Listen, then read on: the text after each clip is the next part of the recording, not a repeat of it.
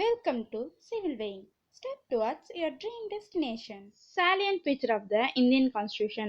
லக்ஷ்மிகாந்தோட Indian polity புக்ல இது third சாப்டரா இருக்கு. இதை பத்தி தான் இந்த வீடியோல டீட்டெயிலா பார்க்க போறோம். Indian constitution is unique in it's content and spirits.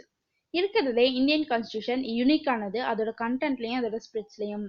So இதை ஏன் யூனிக் அப்படின்னு சொல்றாங்கன்னா, நம்மளோட நேஷனல் லீடர்ஸ் கிட்டத்தட்ட ஒரு 60 கண்ட்ரிஸோட கான்ஸ்டியூஷனை ரெஃபர் பண்ணி கிரியேட் பண்ணதான் நம்ம இந்தியன் கான்ஸ்டியூஷன். ஸோ என்னதான் 60 கண்ட்ரிஸோட கான்ஸ்டியூஷனோட ஃபீச்சர்ஸ் நம்ம கான்ஸ்டியூஷன்ல இருந்தாலும் நம்ம கான்ஸ்டியூஷனுக்கு நிறைய சிறப்பு அம்சங்கள்லாம் இருக்கு. ஸோ அந்த சிறப்பு அம்சங்களை தான் சாலியன்ட் ஃபீச்சர்ஸ்ன்னு சொல்றாங்க. அந்த சாலியன்ட் ஃபீச்சர்ஸ் பற்றி தான் இந்த வீடியோல பார்க்க போறோம். First feature lengthiest return constitution. பொதுவாகவே கான்ஸ்டியூஷனை ரெண்டா பிரிக்கிறாங்க. ஃபர்ஸ்ட் ஒன் ரிட்டன் கான்ஸ்டியூஷன், அதாவது சட்டங்களை எழுத்து வடிவில் எழுதி வச்சிருக்கிறது தான் ரிட்டன் கான்ஸ்டியூஷன். ஸோ இதுக்கு எக்ஸாம்பிளா இருக்க கண்ட்ரி தான் America. Second one unwritten constitution, சட்டங்களை எழுத்து வடிவில் எழுதி வைக்காம பேச்சு வழக்குல நடைமுறைப்படுத்துறது தான் அன்ரிட்டன் கான்ஸ்டியூஷன். ஸோ இதுக்கு எக்ஸாம்பிளா இருக்க கண்ட்ரி பிரிட்டிஷ். நாம ரிட்டன் கான்ஸ்டியூஷன், அது மட்டும் இல்ல வேர்ல்டுலயே லென்த்தியஸ்டான ரிட்டன் கான்ஸ்டியூஷன் நம்ம இந்தியன் கான்ஸ்டியூஷன் தான். ஸோ இதுதான் first features. Factors contribute to be elephantine size of our constitution. So நம்ம கான்ஸ்டியூஷன் இப்படி ஒரு எலஃபன்ட் சைஸ்ல ஆறதுக்கு காரணம் என்னன்னு பார்க்கலாம்.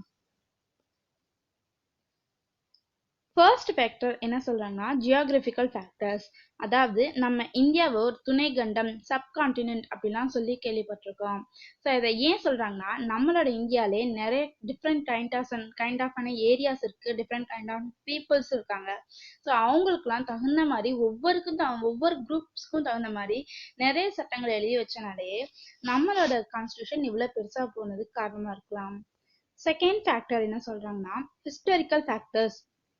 ஸோ ஹிஸ்டாரிக்கல் பேக்ரவுண்ட் அப்படின்னாலே நம்மளுக்கு ஞாபகம் வருது பிரிட்டிஷ் நம்மளை ரூல் பண்ணதான்.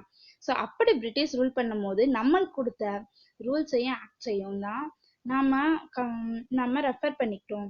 ஸோ இந்த மாதிரி சொல்ல போனா கவர்மெண்ட் ஆஃப் இந்தியா 1935 ஸோ நம்ம இந்தியன் கான்ஸ்டியூஷன்ல ஒரு மேஜர் பார்ட்டாவே இருக்கு. இது செகண்ட் ஃபேக்டர். தேர்ட் ஃபேக்டர் என்னன்னா single constitution for centre and state. அமெரிக்காலலாம் சென்டருக்கும் ஸ்டேட்க்கும் தனித்தனியா கான்ஸ்டியூஷன் இருக்கும். ஆனா நம்ம இந்தியாவில் அப்படி இல்லை, சென்டருக்கும் ஸ்டேட்க்கும் சிங்கிள் கான்ஸ்டியூஷன் தான் ஃபாலோ பண்றோம்.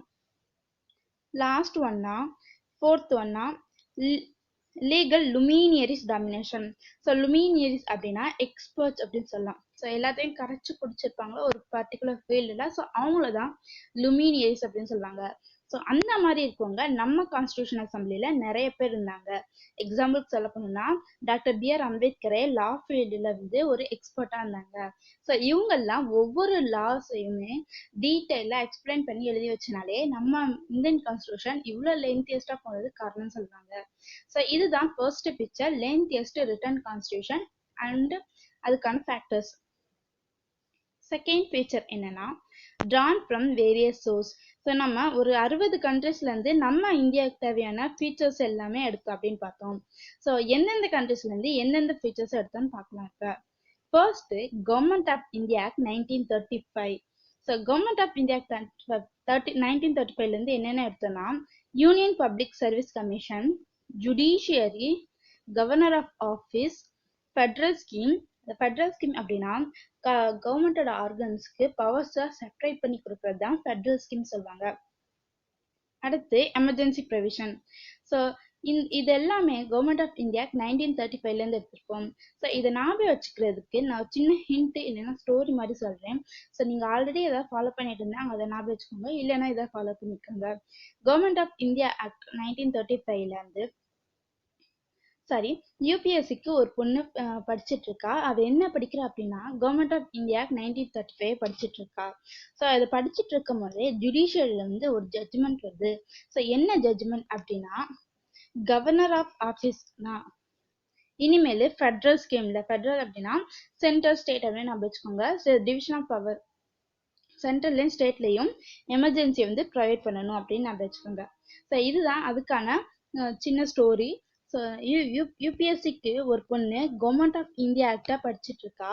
படிக்கும் போதே ஜுடிஷியல்ல இருந்து ஒரு ஜட்ஜ்மெண்ட் வருது. ஸோ என்ன ஜட்ஜ்மெண்ட் அப்படின்னா கவர்னர் கவர்னர் ஆஃப் ஆஃபீஸ் தான் இனிமேல் ஃபெடரல் ஸ்கீம்ல எமர்ஜென்சியை வந்து ப்ரொவைட் பண்ணணும் அப்படின்னு. Next British constitution. பிரிட்டிஷ் கான்ஸ்டியூஷன்ல இருந்து என்னென்ன ஃபீச்சர்ஸ் எடுத்துன்னு பார்க்கலாம். Parliamentary democracy, rule of law, single citizenship, writs, cabinet procedure, legislative procedure. So இதை ஞாபகம் வச்சுக்கிறதுக்கு ஒரு சின்ன ஸ்டோரி சொல்றேன். பிரிட்டிஷ் அப்படின்னாலும் நம்மளுக்கு ஞாபகம் வர்றது பிரிட்டிஷ் நம்மள ரூல் பண்ணது தான். அப்படி ரூல் பண்ணும் போது தான் அவங்க நம்மளுக்கு பார்லிமெண்ட்டா கொடுத்தாங்க. ஸோ அந்த பார்லிமெண்ட் கொடுக்கும் போது நம்மளுக்கு ரூல் ஆஃப் லா அப்படின்னு ஒரு புக்கையும் கொடுத்தாங்க. ஸோ அந்த புக்கில் தான் சிங்கிள் சிட்டிசன்ஷிப்பும் தெரிஞ்சுக்க வேண்டியதை ரைட் பண்ணி வச்சிருந்தாங்க. இங்க இருக்க ரிச்சை தான் நான் ரைட் அப்படின்னு நம்ம ஸ்டோரிக்காக மாத்திருக்கேன். ஸோ அப்படி என்னதான் ரைட் பண்ணியிருந்தாங்கன்னு பார்த்தா கேபினட் ப்ரொசீஜரையும் லெஜிஸ்லேட்டிவ் ப்ரொசீஜரையும் பத்தி தான் ரைட் பண்ணியிருந்தாங்க. ஸோ இதான் பிரிட்டிஷ் கான்ஸ்டியூஷனுக்கான ஒரு சின்ன ஸ்டோரி. பிரிட்டிஷ் தான் நம்மளுக்கு பார்லிமெண்ட்டை கொடுத்தாங்க. ஸோ அந்த பார்லிமெண்ட்ல ரூல் ஆஃப் லா அப்படிங்கிற புக் இருந்துச்சு. அந்த புக்ல சிங்கிள் சிட்டிசன்ஷிப்பும் தெரிஞ்சுக்க வேண்டியதை ரைட் பண்ணியிருந்தாங்க. அப்படி என்னதான் ரைட் பண்ணியிருந்தாங்கன்னு பார்த்தா கேபினட் ப்ரொசீஜரையும் லெஜிஸ்லேட்டிவ் ப்ரொசீஜரையும் ரைட் பண்ணியிருந்தாங்க. ஸோ நெக்ஸ்ட் யுஎஸ் கான்ஸ்டியூஷன்ல இருந்து என்னென்ன எடுத்தோம்னா fundamental rights, independent judiciary, judicial review, removal of judges, impeachment of president, vice president. So இது எல்லாமே யுஎஸ் கான்ஸ்டியூஷன்ல இருந்து எடுத்தது தான். ஸோ இதுக்கான ஒரு சின்ன ஸ்டோரி சொல்றேன். யூஎஸ் அப்படின்னா நம்ம அஸ் அப்படின்னு சொல்லலாம். ஸோ அஸ் நம்மளுக்கு என்ன வேணும், ஃபண்டமெண்டல் ரைட்ஸ் வேணும். அந்த ஃபண்டமெண்டல் ரைட்ஸ் எங்கேருந்து கிடைக்கும் அப்படின்னா இண்டிபெண்டான ஜுடிஷியரியில இருந்து தான் கிடைக்கும். ஸோ இண்டிபெண்டன்ட் ஜுடிஷியரி அப்படின்னு எப்படி சொல்லலாம் அப்படின்னா ஒரு இண்டிபெண்டான ஜுடிஷியரி ஜுடிஷியல் ரிவ்யூ பண்ற அளவுக்கு இருக்கணும். ஸோ ஜுடிஷியல் ரிவ்யூ அப்படின்னா என்னன்னு சொல்றேன்.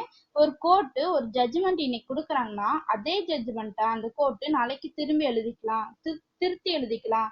ஸோ இதை தான் வந்து ஜுடிஷியல் ரிவ்யூன்னு சொல்றாங்க. ஸோ இந்த ஜுடிஷியல் ரிவ்யூ எந்த அளவுக்கு போகலாம் அப்படின்னா ரிமூவல் ஆஃப் ஜட்ஜஸை கூட ரிமூவ் பண்ணலாம், பிரசிடென்ட்டை கூட இம்பீச்மெண்ட் பண்ணலாம், வைஸ் பிரசிடென்ட்டை அப்பாயிண்ட் பண்ணலாம் அப்படின்னு நான் வச்சுக்கோங்க. ஸோ இது ஜஸ்ட் ஸ்டோரிக்காக மட்டும்தான். யுஎஸ் கான்ஸ்டியூஷனுக்காக ஆஸ் அப்படிங்கிறத நம்மளுக்குன்னு நான் வச்சுக்கிறேன்.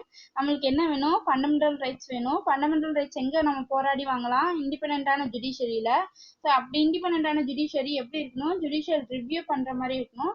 ஸோ அந்த ஜுடிஷியல் ரிவ்யூ கீழே ரிமூவல் ஆஃப் ஜட்ஜஸ் வரலாம், பிரசிடென்ட்டை இம்பீச்மெண்ட் பண்ணலாம், வைஸ் பிரசிடென்ட்டை அப்பாயிண்ட் பண்ணலாம். ஸோ இது எல்லாமே தான் யுஎஸ் கான்ஸ்டியூஷன்ல இருந்து எடுத்த ஃபீச்சர்ஸ்.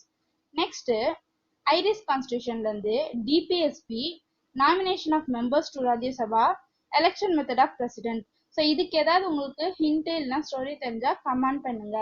நெக்ஸ்ட் ஆஸ்திரேலியன் கான்ஸ்டியூஷன்ல இருந்து concurrent list, joint sitting of parliament, freedom of trade, commerce and intercourse. So இது எல்லாமே தான் ஆஸ்திரேலியன் கான்ஸ்டியூஷன்ல இருந்து எடுத்திருப்போம். ஸோ இதுக்கான ஒரு சின்ன ஸ்டோரி சொல்றேன். ஆஸ்திரேலியன் அப்படின்னாலே ஆஸ்திரேலியா அப்படின்னு நம்ம வச்சுக்கலாம். ஸோ ஆஸ்திரேலியாவில் கரண்ட் கட் ஆகுது. கன்கரண்ட்டை தான் நான் கரண்ட் அப்படின்னு மட்டும் எடுத்து வச்சுக்கேன். ஸோ கரண்ட் கட் ஆகுது. கரண்ட் கட் ஆனதால் தான் பார்லிமெண்ட்ல ஜாயின்ட் சிட்டிங் போடுவாங்க. ஸோ கரண்ட் கட் ஆனதான் நம்ம செல்ஃபோனு டிவி எல்லாத்தையும் ஆஃப் ஆன உடனே தான் ஒன்றா உட்காந்து பேசும்ல. ஸோ அதே மாதிரி தான் பார்லிமெண்ட்ல அப்போதான் ஒன்றா உட்காந்து பேசுறாங்க. ஸோ அப்படி பேசும்போது எதை பற்றி பேசுறாங்க அப்படின்னா ஃப்ரீடமா ட்ரேடு, காமர்ஸ் இதை பற்றி ஃப்ரீடமா பேசுறாங்க. ஸோ எங்க அப்படின்னா ஆஸ்திரேலியாவில் கரண்ட் கட் ஆகுது. கரண்ட் கட் ஆகும் போது தான் பார்லிமெண்ட்ல ஜாயின்ட் சிட்டிங் போடுறாங்க. ஜாயின்ட் சிட்டிங் போடும்போது தான் ட்ரேடு, காமர்ஸை பற்றி ஃப்ரீடமா பேசுறாங்க. ஸோ இது எல்லாமே தான் ஆஸ்திரேலியன் கான்ஸ்டியூஷன்ல இருந்து எடுத்த ஃபீச்சர்ஸ். Next Weimar constitution of Germany. So இதுல இருந்து suspension of fundamental rights during emergency. So emergency அப்ப, நேஷனல் எமர்ஜென்சி அப்ப ஃபண்டமெண்டல் ரைட்ஸை சஸ்பெண்ட் பண்ணுவாங்க. ஸோ அப்படி சஸ்பெண்ட் பண்ணும் போது நம்ம ஜென்டில்மேனை அதை ஃபாலோ பண்ணணும். ஸோ ஜென்டில்மேன் அப்படிங்கிறத ஜெர்மனி அப்படிங்கிறத நான் இங்கே ஜென்டில்மேன் அப்படின்னு மாற்றிருக்கேன். ஜெர்மனி ஃபார் ஜென்டில்மேன் அப்படின்னு நான் வச்சுக்கோங்க. ஸோ ஜெர்மனில இருந்து ஜென்டில்மேனா எப்படி நடந்துக்கணும், டியூரிங் எமர்ஜென்சி அப்போ எப்படி நடந்துக்கணும் அப்படின்னு எடுத்திருக்கோம். ஸோ நெக்ஸ்ட் ஜாப்பனீஸ் கான்ஸ்டியூஷன்ல இருந்து ப்ரொசீஜர் எஸ்டாப்ளிஷ்டா எடுத்திருக்கோம். ஸோ இதை ஈஸியாக ஞாபகம் வச்சுக்கலாம். Next Soviet constitution, fundamental duties, idea of justice in preamble. So இது ரெண்டு தான் எடுத்திருக்கோம். ஸோ இதுக்கும் ஏதாவது ஹிண்ட் தெரிஞ்சா கமெண்ட் பண்ணுங்க. நெக்ஸ்ட் பிரெஞ்சு கான்ஸ்டியூஷன்ல இருந்து idea of liberty, equality, fraternity in preamble. So இதெல்லாம் எடுத்திருக்கோம். ஃப்ரெஞ்சு அப்படின்னாலே நம்ம ஃப்ரெண்ட்ஸ் நண்பர்கள் அப்படின்னு ஞாபகம் வச்சுக்கோம். ஸோ நம்ம ஃப்ரெண்ட்ஸ்லாம் எப்படி இருப்போம், லிபர்ட்டியா இருப்போம். லிபர்ட்டி அப்படின்னா சுதந்திரமா இருப்போம் அப்படின்னு அர்த்தம். நெக்ஸ்ட் ஈக்குவாலிட்டியா இருப்போம். நம்ம ஃப்ரெண்ட்ஸுக்கு இடையில யார் பெரியவங்க யார் சின்னவங்கன்னு பார்க்க மாட்டோம்ல, ஸோ அதுதான் ஈக்குவாலிட்டியா இருப்போம். நெக்ஸ்ட் ஃப்ரெட்டர்னிட்டி, ஃப்ரெண்ட்ஸ்னாலே நெக்ஸ்ட் பிரதர்ஹுட் தான் நம்மளுக்கு ஞாபகம் வரும். ஸோ இது எல்லாமே தான் ஃப்ரெண்ட்ஸ்கிட்ட இருக்கும். அதனால ஃப்ரெஞ்ச் கான்ஸ்டியூஷன் வந்து நம்ம எடுத்திருக்கோம் ஞாபகம் வச்சுக்கோங்க. So next South African constitution வந்து amendment of the constitution, election of Rajya Sabha.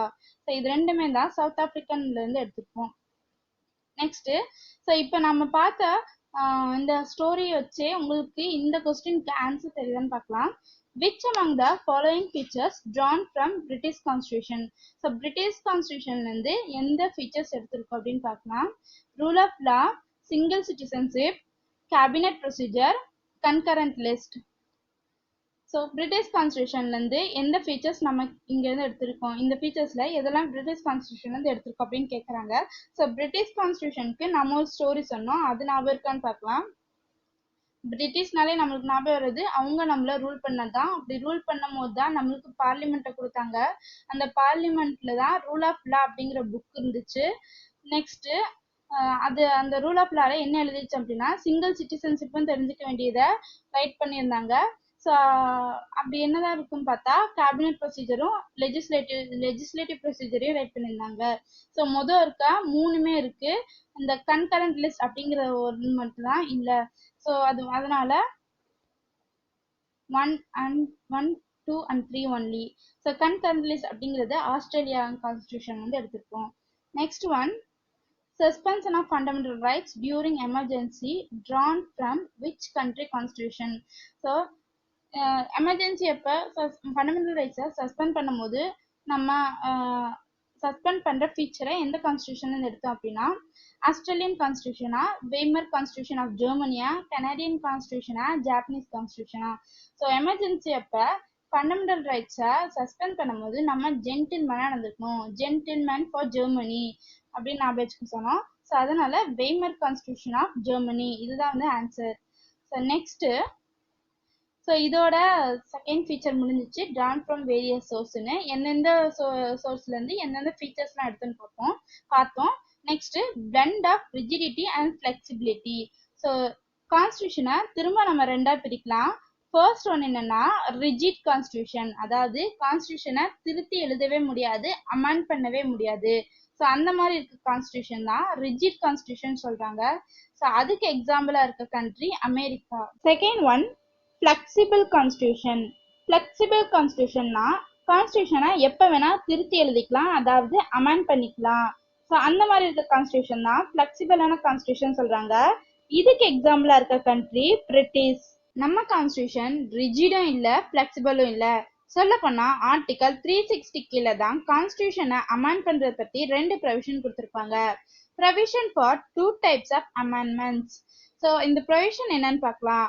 First provision by special majority, அதாவது 2/3 of majority of each house of present and voting plus majority of the total membership of each house. So இப்போ பார்லிமெண்ட்ல 2 ஹவுஸும் வந்திருக்காங்கன்னா present ஆயிருக்காங்கன்னா 3 பேர் வந்திருந்தாங்கன்னா அதுல 2 பேர் கண்டிப்பா அந்த அமெண்ட்மெண்ட்டுக்கு okay சொல்லியிருக்கணும். So அந்த 2 பேருமே டோட்டல் மெம்பர்ஷிப்லையும் அதிகபட்சமா இருக்கணும், மெஜாரிட்டியா இருக்கணும். ஸோ இப்போ ஒரு 100 பேர் வந்து டோட்டல் ஸ்ட்ரென்த்தா இருக்காங்க அப்படின்னா ஸோ 90 பேர் தான் வந்திருக்காங்க. அப்ப ஸோ 80 பேர் வந்து ஓட் பண்ணாலுமே அந்த ஒரு அமெண்ட்மெண்ட்டுக்கு 80 பேர் ஓட் பண்ணாலுமே ஸோ அவங்க அந்த 100 பேர்ல அதிகமாக தான் இருப்பாங்க. ஸோ இதனால இந்த அளவில் இருக்கும் போது அந்த ஸ்பெஷல் மெஜாரிட்டி வந்து ஏற்றுக்கப்படும். ஸோ இதுதான் special majority first provision.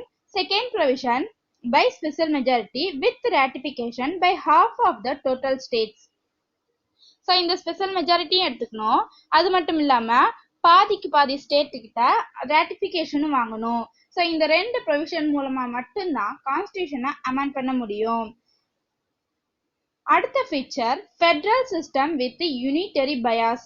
Federal system அப்படின்னா ஒன்றும் இல்லை, நம்மளோட கவர்மெண்ட் ஆர்கன்ஸ்க்கு பவர்ஸை டிவைட் பண்ணி கொடுக்கறது தான் ஃபெடரல் ஃபீச்சர்னு சொல்றாங்க.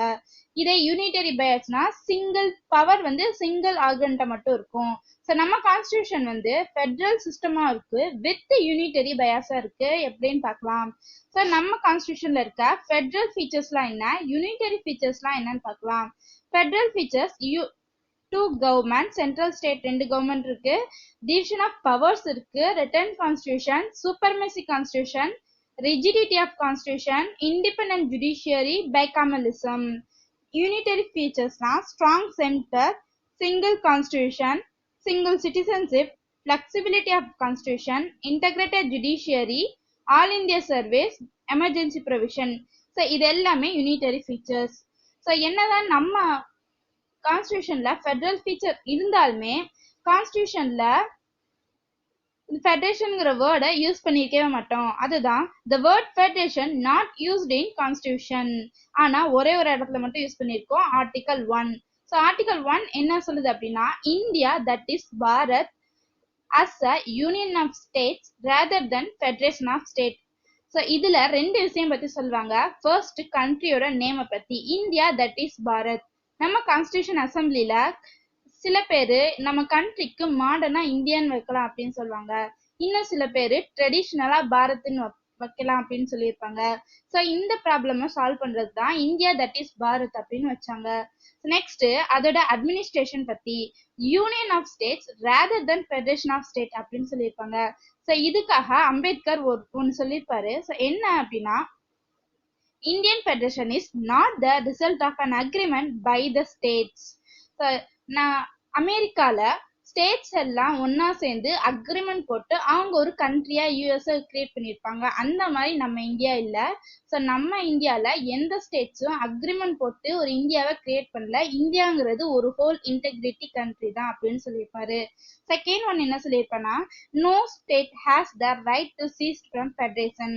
ஸோ எந்த ஸ்டேட்டுமே வந்து இந்த ஃபெடரேஷன்ல இருந்து பிரிஞ்சு போறதுக்கான ரைட்ஸ் கிடையாது அப்படின்னு சொல்லியிருப்பாரு.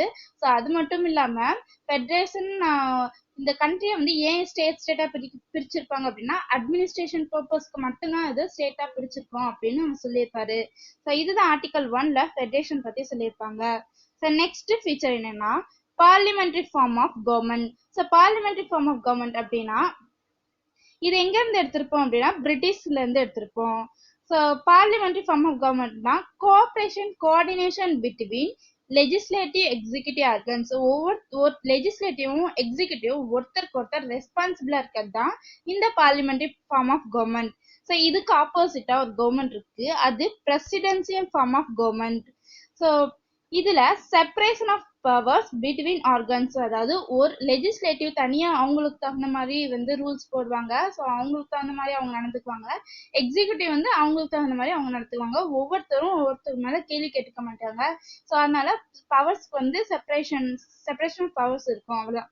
ஸோ இதுக்கு வந்து இன்னும் நேம்ஸ் எல்லாம் சொன்னாங்க. Westminster model of government, responsible government, cabinet government name இருக்கு. Next features of parliamentary form of government. So parliamentary form of government என்னென்ன features பார்க்கலாம். ஸோ இதுல நாமினல் ஹெட் இருப்பாங்க, ரியல் ஹெட் இருப்பாங்க, மெஜாரிட்டி பார்ட்டி ரூல் இருக்கும். So responsible of the executive to legislative, dissolution of lower house that is Lok Sabha. Next PM CM leadership. So இது எல்லாமே வந்து parliamentary form of கவர்மெண்ட்ல இருக்க ஃபீச்சர்ஸ்ன்னு சொல்லுவாங்க.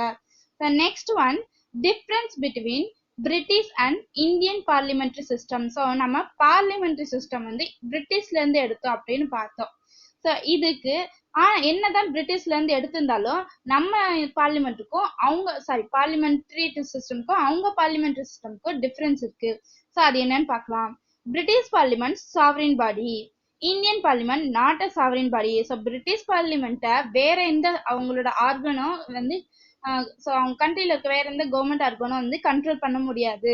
ஆனா இந்தியாவில் அப்படி இல்லை. ஸோ எல்லாத்துக்கும் மேல கான்ஸ்டியூஷன் இருக்கு, அது மட்டும் இல்லாம கோர்ட் இருக்கு. ஸோ இதெல்லாம் வந்து பார்லிமெண்ட்டை கண்ட்ரோல் பண்ணலாம். இது ஒரு டிஃபரன்ஸ். நெக்ஸ்ட் இதுல வந்து மன்னராட்சி நடக்குது, ஹெரிடிட்டரி ஹெட் இருப்பாங்க. ஆனா நம்ம இந்தியால பார்லிமெண்ட்ல எலெக்டட் ஹெட் இருப்பாங்க, ரிப்பப்ளிக் வச்சுதான் நம்ம செலக்ட் பண்றோம். ஸோ இதுதான் பிரிட்டிஷ்க்கும் இந்தியாவுக்கும் இருக்க பார்லிமெண்டரி ஃபார்ம் ஆஃப் சிஸ்டம்ல இருக்க டிஃபரன்ஸ்.